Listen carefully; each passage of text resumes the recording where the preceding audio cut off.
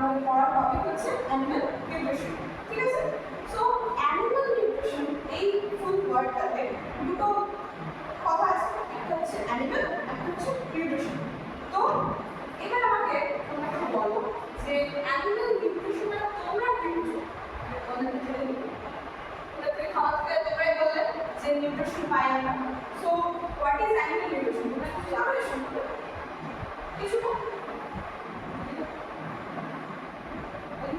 বলো।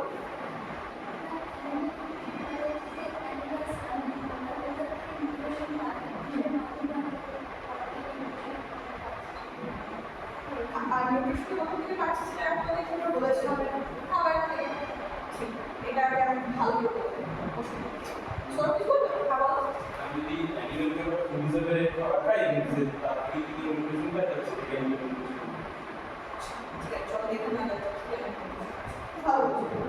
So animal nutrition মানে হচ্ছে অ্যানিমাল যে প্রসেসের মাধ্যমে কোনো খাবার গ্রহণ করে আর সেই খাবার থেকে নিউট্রিশন পাচ্ছে। সেই নিউট্রিশন হলে কি হচ্ছে? তোমরাই বলেছিলে যে আমাদের বডি গ্রোথ হচ্ছে, আমরা এনার্জি পাচ্ছি, আমরা বিভিন্ন ধরনের কাজ করতে পারছি, বডির ফাংশন হচ্ছে, তাই না?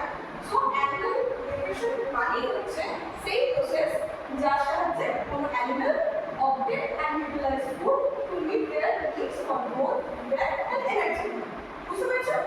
তাহলে দেখা যাচ্ছে এই যে অ্যানিমাল নিউট্রিশনের সোর্স, মানে নিউট্রিশনের সোর্স আমরা কোথা থেকে খাবার পাচ্ছি। তো আমরা কোথা থেকে খাবার পাই? কারোর আইডিয়া আছে? বলো। প্ল্যান্টস থেকে পাই, আদার অ্যানিমালস থেকে, অবশ্যই পশু থেকে পাই।